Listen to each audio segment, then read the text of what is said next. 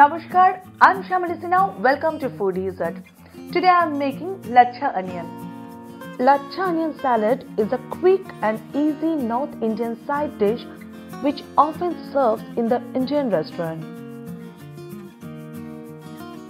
Let's get started. Today I'm making 2 to 3 servings, and for that I need one finely sliced medium-sized red onion.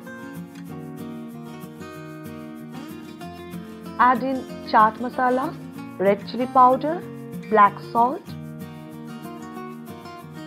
2 to 3 sprigs of chopped coriander leaves, a good squeeze of lemon juice,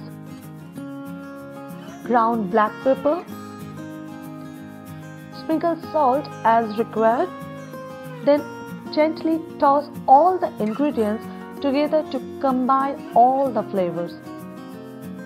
Serve this lachha onion or lachha onion salad with fried or grilled snacks and appetizers. You can pair them with pulao, biryani as well. I hope you enjoyed this recipe. Give this recipe a try and do let me know what do you think about this recipe. And if you enjoyed this video, then like, share, comment and subscribe to Foodie. We'll meet again. Till then, bye.